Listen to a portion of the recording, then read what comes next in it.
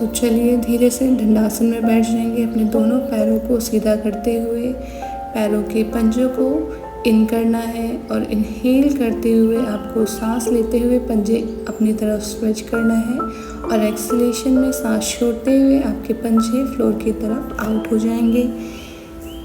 धीरे से इस अभ्यास में बने रहेंगे। धीरे धीरे इनहेल करते हुए टोज़ इन करेंगे और धीरे धीरे एक्सेल करते हुए टोज़ आउट करना है। कोशिश कीजिए आपकी जो घुटने हैं वो फ्लोर पे ही दबा के रखें, घुटने ऊपर ना उठें। इसी अभ्यास को कम से कम आपको 5 से 6 मिनट डेली अपनी मॉर्निंग रूटीन में ऐड कर ट्राई करिएगा। जो आपका ध्यान है और अवेयरनेस है आपके पंजों पे बना रहे। अगर आपको ऐसे बैठने में कंफर्टेबल नहीं है तो आप अपने दोनों हाथों को कमर के पीछे फ्लोर पर रिलैक्स रखते हुए कमर को सीधा रखना है। अब अपने धीरे से दोनों पैरों के बीच में कंधों के बराबर गैप लेके एंकल स्ट्रेच आपको शुरू करना है। अब धीरे धीरे दोनों एंकल्स को फ्लोर की तरफ स्ट्रेच करते हुए आपको एक्सेल करना है और इनहेलेशन में आपको दोनों एंकल्स को इन करते हुए इनहेल करना है। इसी अभ्यास को कम से कम आपको 5 से 6 मिनट करते रहना है। और जो लोग सोच रहे हैं हम योग की शुरुआत अपने जीवन में कैसे करें, तो इन इजी एक्सरसाइजेस के थ्रू आप अपने डेली मॉर्निंग लाइफ में इसका अभ्यास कर सकते हैं। और अब धीरे से अपनी एंकल्स को आगे स्ट्रेच करते हुए कम से कम 10 सेकेंड्स आपको होल्ड करना है। उसके बाद धीरे से एंकल रोटेशन का अभ्यास आपको शुरू करना है। सबसे पहले आपको क्लॉकवाइज अपने दोनों एंकल्स को इन करते हुए पूरा अपने पंजों को अपने फेस की तरफ स्ट्रेच करेंगे और टोज आउट करते हुए पूरे ट्राई कीजिएगा कि आपके जो एंकल्स हैं, आपका जो ध्यान है अपनी एंकल्स पे लगा के रखिए, अपनी अवेयरनेस को अपने एंकल्स पे रखिए। इनहेल करते हुए टोज इन, एक्सेल करते हुए टोज आउट। अब धीरे धीरे एंटी क्लॉकवाइज आपको इसका अभ्यास शुरू करना है। धीरे धीरे चलिए फिर से दोनों पैरों को आपको एक साथ रखना है। अब दोनों एंकल्स को एक साथ रोटेट करते हुए क्लॉकवाइज आपको घुमाना है अपने ध्यान और अवेयरनेस के साथ। अपने ट्राई कीजिए अपनी जो आपकी अवेयरनेस है, आपका ध्यान है आपके पंजे और आपके एंकल्स पे बना रहे।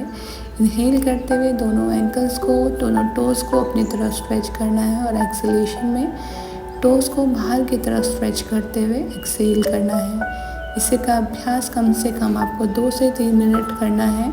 उसके बाद धीरे से एंटी क्लॉकवाइज आपको इसका अभ्यास शुरू करना है। ट्राई कीजिए कि आपके जो घुटने हैं वो दबे रहें फ्लोर पे।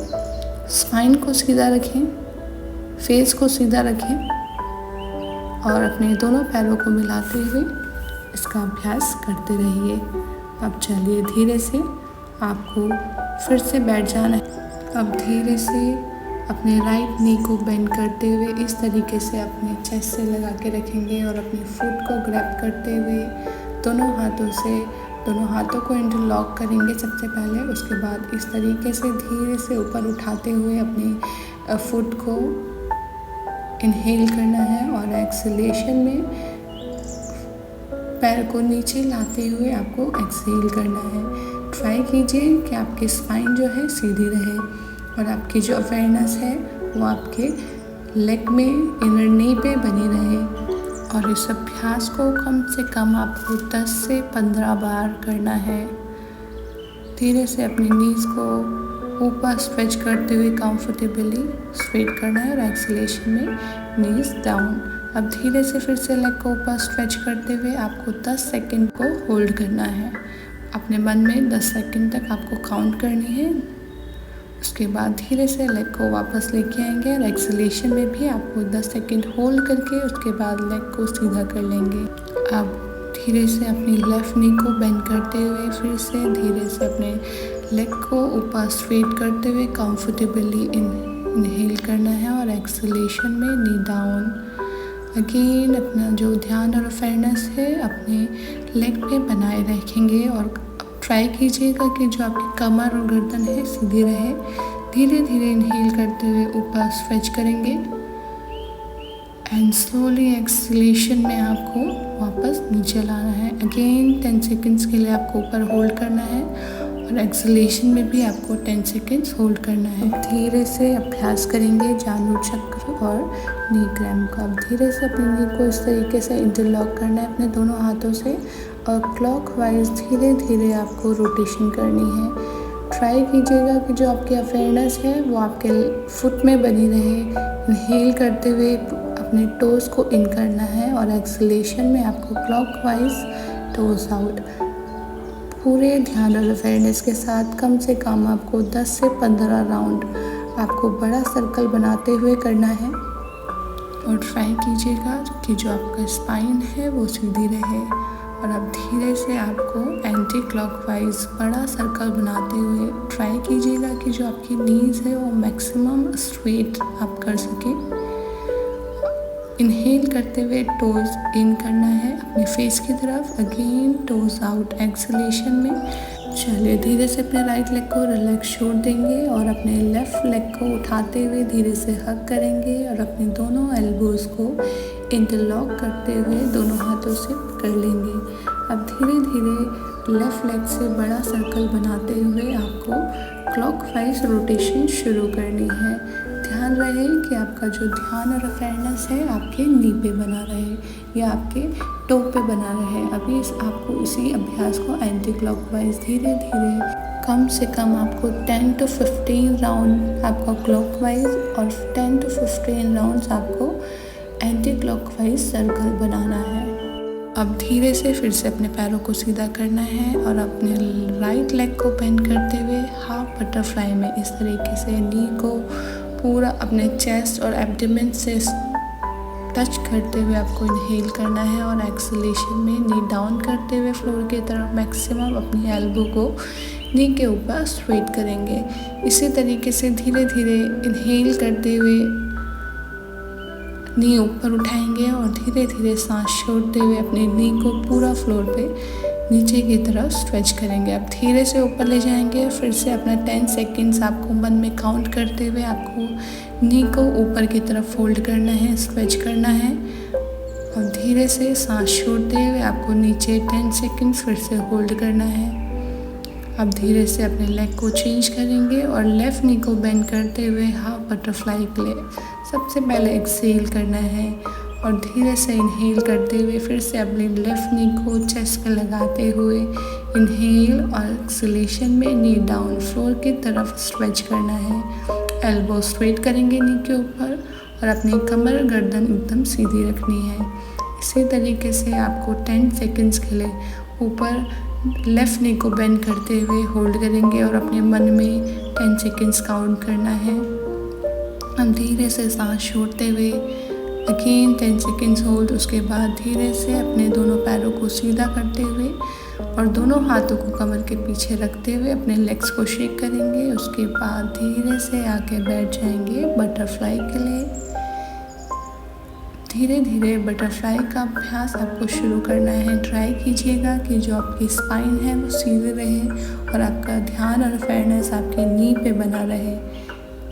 इस अभ्यास को आपको कम से कम 3 से 4 मिनट करते रहना है। नीज़ को पूरा ऊपर स्ट्रेच करते हुए धीरे धीरे ऊपर उठाएंगे। उसके बाद अपने मन में 1 2 3 4 की काउंटिंग शुरू करनी है। इसी को रिपीटेशन के साथ आपको स्टार्ट करते रहना है। अपने पेल्विक एरिया की मसल्स को, अपनी लोअर बैक की मसल्स को पूरा स्ट्रेच करते हुए आपको इस अभ्यास में बने रहना है। ट्राई कीजिए कि आप जो नीज़ हैं अपनी पूरी नीज़ को ऊपर और नीचे की तरफ स्ट्रेच कर सकें। अब धीरे से सिंपल क्रॉस लेग में आपको बैठ जाना है और अपने दोनों हाथों को चीन मुद्रा में या अपने नीज़ पे रखते हुए अब आप नेक रोटेशन शुरू करेंगे। इनहेल करते हुए अपने नेक को पीछे की तरफ स्ट्रेच करना है और एक्सलेशन में अपने चिन को अपने चेस्ट से मिलाते हुए एक्सेल करना है। फिर से इनहेल करते हुए नेक को पूरा ऊपर स्ट्रेच करेंगे मैक्सिमम जितना आप कर सकते हैं और धीरे से एक्सेल करते हुए अपनी चिन को अपने चेस्ट से मिलाते हुए एक्सेल करना है। इसी अभ्यास को कम से कम आपको 10 to 15 राउंड्स इसका करना है।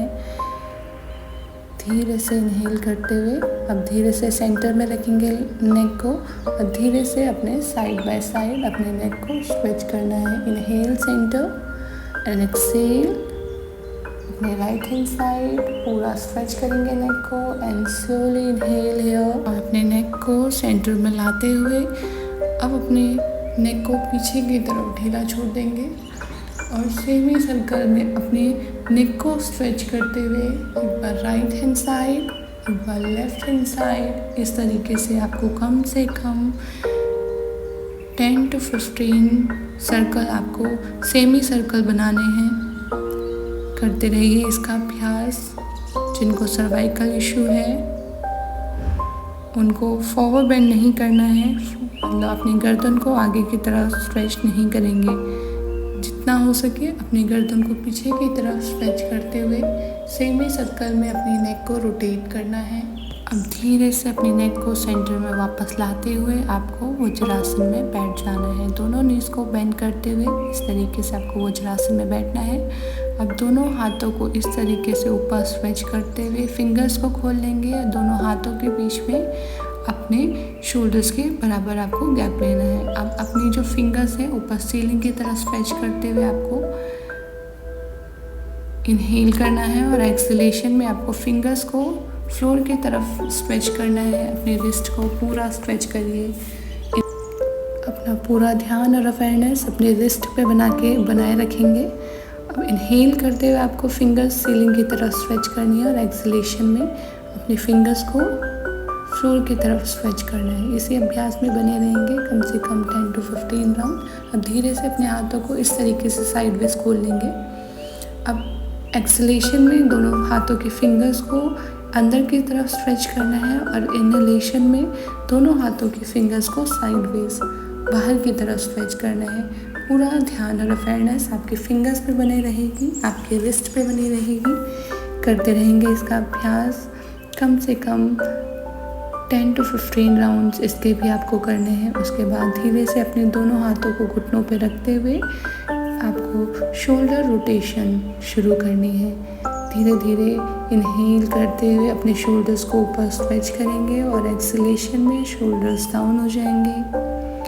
धीरे धीरे इसका अभ्यास। उसके बाद धीरे से एंटी क्लॉकवाइज अपने बैक शोल्डर्स को आगे स्ट्रेच करते हुए 10 टाइम्स आपको इसका अभ्यास करना है। करते रहेंगे और अपना पूरा ध्यान और अवेयरनेस अपने ब्रीदिंग पे बनाए रखना है। चलिए फिर से दोनों हाथों को ऊपर स्ट्रेच करेंगे और अपने दोनों हाथों से मुट्ठी बनाते हुए क्लॉकवाइज को रिस्ट रोटेशन शुरू करनी है। तो जैसे आप आटा गूंथते हैं उसी तरीके से आपको सबसे पहले अपनी मुट्ठी को बंद कर लेना है और इस तरीके से धीरे धीरे पूरा ध्यान और अवेयरनेस के साथ इनहेल करते हुए आपकी रिस्ट ऊपर की तरफ स्ट्रेच होगी और एक्सलेशन में आपको अपनी रिस्ट को नीचे की तरफ स्ट्रेच करते हुए पूरा ध्यान और अवेयरनेस के साथ मूव करना है। अब धीरे धीरे अपनी रिस्ट को एंटी क्लॉकवाइज आपको 10 टाइम्स रोटेट करना है। तो इसमें बने रहिए। इस अभ्यास को आपको धीरे धीरे पूरा ध्यान और अवेयरनेस के साथ करना है। अपनी मूवमेंट की हाथों की मूवमेंट को पूरा ध्यान और अवेयरनेस अपनी रिस्ट पे लगाते हुए करते रहना है। और अगर आप इसका वज्रासन में और इस पोजीशन में कंफर्टेबल नहीं है तो आपको सिंपल क्रॉस लेग में बैठ जाना है और इस अभ्यास को कंटिन्यू करते रहेंगे। जिनको भी हाथों में वीकनेस रहता है या पेन रहता है उनके लिए सबसे अच्छा अभ्यास है।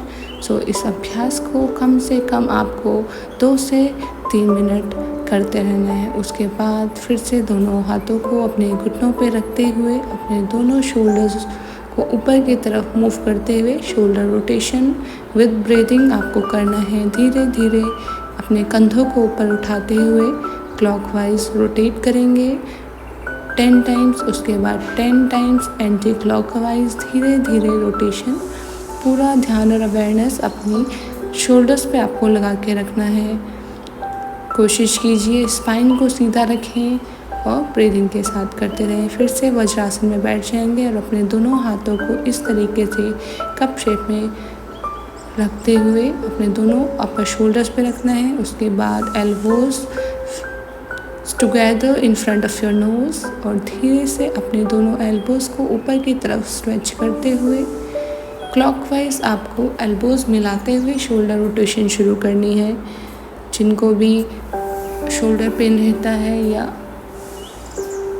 आर्म में पेन रहता है उनके लिए सबसे अच्छा अभ्यास है। इसको कम से कम आपको 20 टाइम्स क्लॉकवाइज करना है। उसके बाद आपको 10 सेकंड्स के लिए इसको होल्ड करके उसके बाद उसका अभ्यास एंटी क्लॉकवाइज धीरे धीरे आप कंटिन्यू रखेंगे। तो धीरे धीरे पूरा ध्यान और अवेयरनेस को अपनी एल्बोज़ पे रखते हुए आपको इसका अभ्यास शुरू करना है। कंटिन्यू रखेंगे इसका अभ्यास।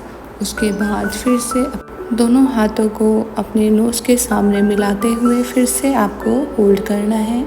अपने मन में 10 काउंट्स आपको करने हैं। जेंटल ब्रीदिंग करते रहना है और उसके बाद धीरे से अपने दोनों हाथों को फिर से अपनी नीज़ पे रखते हुए आपको रिलैक्स करना है। उसके बाद शोल्डर रोटेशन करेंगे क्लॉकवाइज और एंटी क्लॉकवाइज करते रहिए इसका अभ्यास। ट्राई कीजिए कि अपने शोल्डर्स को आप पूरा मूव कर पाए।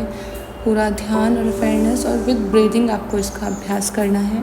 सो चलिए अब दोनों हाथों को फिर से ऊपर की तरफ उठाते हुए इंटरलॉक कर लेंगे फिंगर्स को और अपने संपूर्ण अपर बॉडी को पूरा अपर बॉडी ऊपर की तरफ स्ट्रेच करते हुए यहीं पे आपको कम से कम 20 सेकंड्स होल्ड करना है। पूरी बॉडी अपर बॉडी को ऊपर स्ट्रेच करके रखेंगे और जेंटल ब्रीदिंग करते रहेंगे। अब धीरे से अपनी ब्रीदिंग को एक्सलेशन में आपको अपने राइट हैंड साइड मूव करना है। इस तरीके से धीरे से अपने राइट हैंड साइड मूव करेंगे और फिर धीरे से इनहेल करते हुए सेंटर में आ जाएंगे। Now slowly move your side and change your side. Now again inhale. धीरे धीरे सांस को लेते हुए सेंटर में आएंगे और सांस छोड़ते हुए आपको अपनी साइड बाय साइड चेंज करना है। और इसी अभ्यास को कम से कम आपको 15 to 20 टाइम्स करना है। और अब धीरे से अपने राइट हैंड साइड जाके आपको 10 सेकंड्स के लिए होल्ड करना है। रुके रहेंगे इस अभ्यास में और अपने मन में काउंट करते रहिए धीरे धीरे। उसके बाद फिर से सेंटर में आइए और अपना साइड चेंज करते हुए अपने लेफ्ट हैंड साइड जाएंगे। Again hold here for the 10 seconds. Gentle breathing के साथ सेंटर में आइए। उसके बाद दोनों हाथों को भैरवी मुद्रा में या अपने घुटनों पे रखते हुए आपको बैठ जाना है। और इस तरीके से आप अपने जीवन में योग की शुरुआत कर सकते हैं। और मिलते हैं मेरे नए नेक्स्ट वीडियो में। Bye bye.